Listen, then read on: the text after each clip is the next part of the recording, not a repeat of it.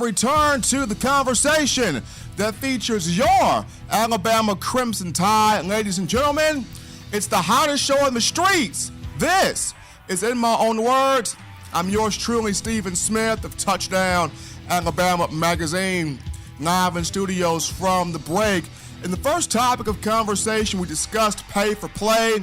The NCAA, National Collegiate Athletics Association, trying to look into ways on how it can provide financial compensation for its student athletes when it comes down to their image and their likeness. Really good dialogue being had right now. Now, does this mean the return of EA Sports, NCAA college football, the video game?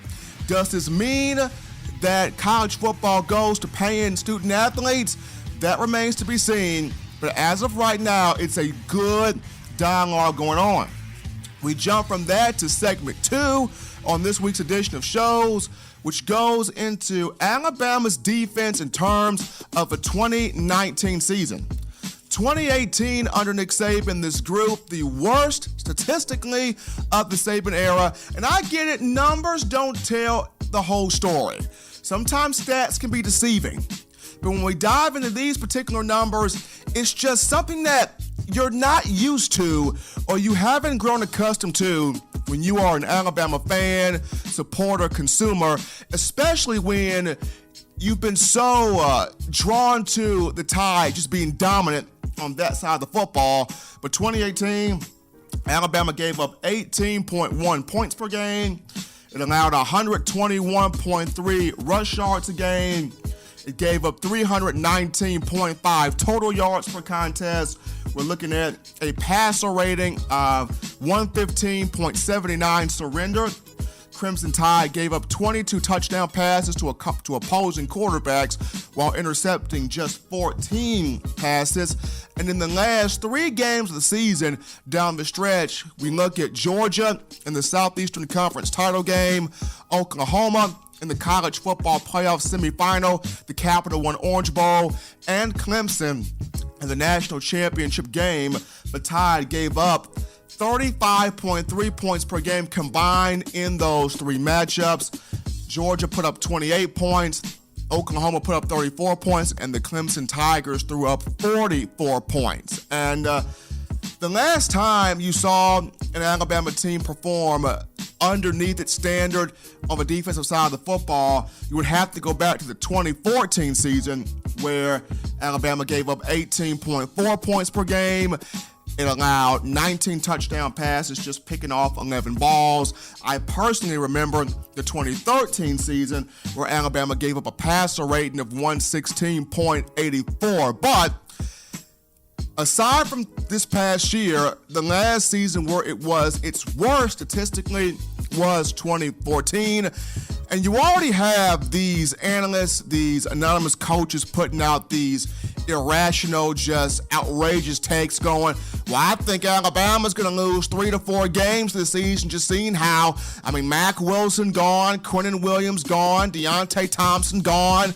I just don't see how Alabama's going to be able to replace all of these guys and a brand new coaching staff, and I just don't know. I see 3 and 4 losses for the Crimson Tide. Calm down.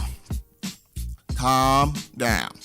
I'm about to get into right now the 3 reasons I feel like this 2019 defense will be night and day better, exponentially better than this past year's bunch, and even more than that, why I feel like this defense could mirror the 2011 and the 2016 units that were just monstrous in the Nick Saban era.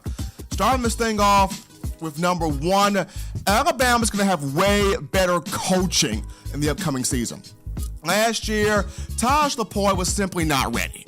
He was promoted to defensive coordinator because of his recruiting acumen.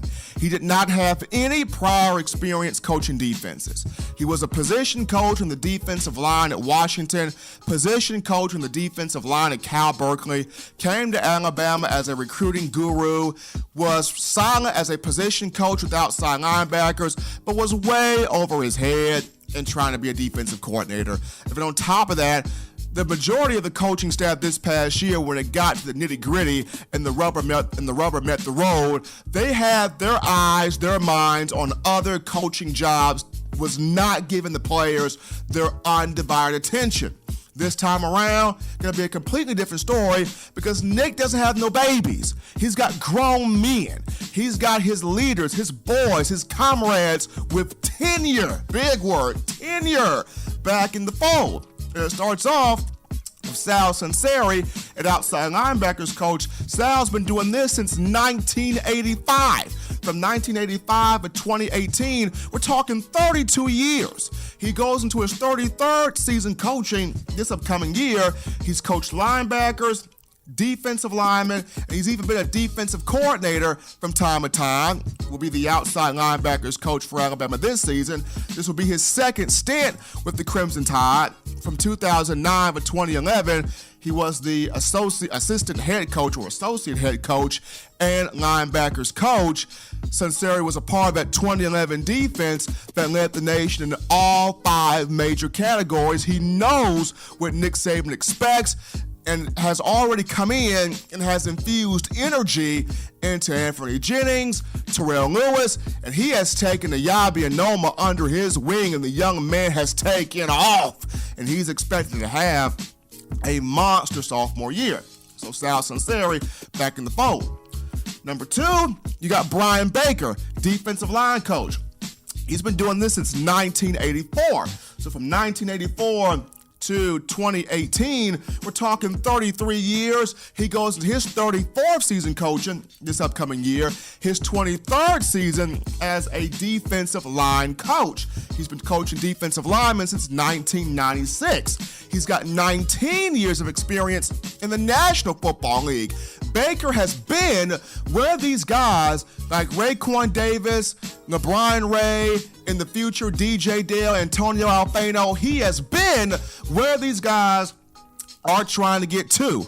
The last 3 years, Baker spent in Starkville, Mississippi, with the Mississippi State Bulldogs, molding that defensive front to being one of the nastiest elite groups in college football, including putting the likes of Montez Sweat and Jeffrey Simmons in the NFL draft. But not to mention, you got Charles Kelly, who's been doing this since 1990, 28 years. Right from 1990 to 2018, 28 years.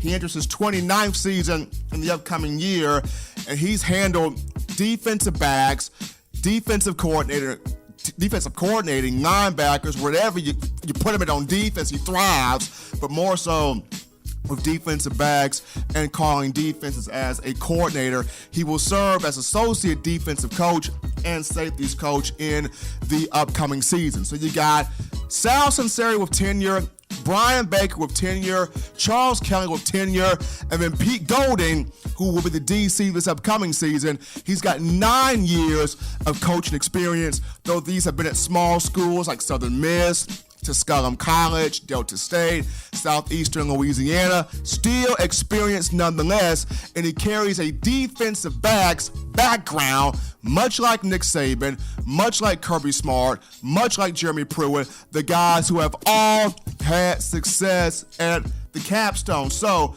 number 1, better coaching. Way better coaching, guys with tenure for Alabama. Number 2, you look at the returning starters. These guys are going to play a big role. On the defensive line, Raekwon Davis is back. Last year, whether it was him being double teamed or it was just time for Quinnen Williams and Isaiah Buggs to thrive, whatever the case may be. Last year, Davis struggled.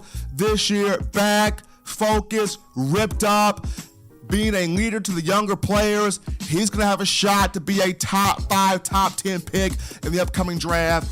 He's going to have a bounce-back season. He's back, and you pair LeBron Ray with him, that defensive line is going to be prepared. At the outside linebacker positions, you got Anthony Jennings and Terrell Lewis. Should those two stay healthy, along with the Chris Allen, I've already mentioned Yabi Anoma, the linebacker position outside rushing, that's lethal. At the inside linebacker spot, Dylan Moses, that's your anchor, that's your captain. Dick Butkus Award finalist last year. led the team in tackles last year, was an all-SEC freshman team guy in 2017. He's been recruited to do this since he was in the 8th grade. This guy's ready to ball. Then the secondary, Trayvon Diggs back, Patrick Surtain back, Shaheem Carter back, Xavier McKinney back, Jarrett Maiden back.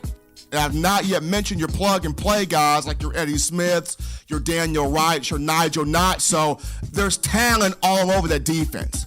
These guys are hungry. I've talked to a lot of players. They felt like the Clemson game was a fluke. They're ready to show, let the real Alabama please stand up. And they're ready to stand up and get that thing going in the upcoming season. So you got the returning starters back who are absolutely ready to pounce. And then last but not least, you got these talented, hungry freshmen coming in 2019. Remember when Pierce Quick was the first one to commit, and he said, it's going to be my job to make this the best recruiting class Nick Saban's ever had? Pierce Quick wasn't blowing smoke. He's done it.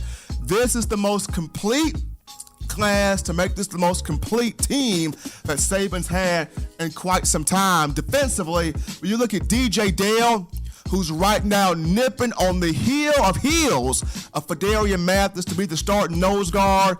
A lot of people are saying right now he plays just like Deron Payne, whereas his number 94, DJ Dale ain't no joke. I mean, you got Antonio Alfano, a guy that's ripping through guys right now. Shane Lee, as much as I like Josh McMillan at that weak side linebacker spot, can plug and play.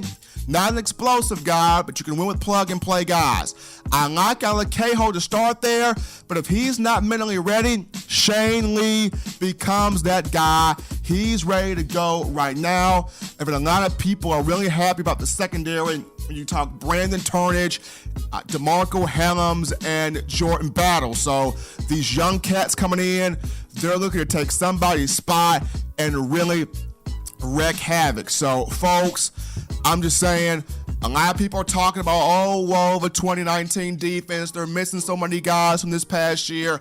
I'm seeing 2 or 3 losses. Calm down. You got the better coaching back. You got the returning starters who will refuse to not let what happened in 2018 happen again. You got some young guys coming in who are ready to pounce. I see a mixture of a 2011 defense and the 2016 defense. And I will end with this. Nothing hurts more than facing a Nick Saban team after a loss, especially a national championship loss. The revenge tour is on, and Alabama is ready to get that popping. Folks, that takes us to a final break on In My Own Words. As always, you check out the Touchdown Alabama Magazine app, Team iPhone App Store for Team Apple, Team Android, Team Google Play if you got the Android phone there. You download the Touchdown Alabama Magazine app for all your football needs. Podcast options is always listed at the bottom of the screen there. When we come back, we dive into my way too early predictions for the college football playoff. Don't touch that dial, folks. Tidy up some loose ends. We're coming back to In My Own Words.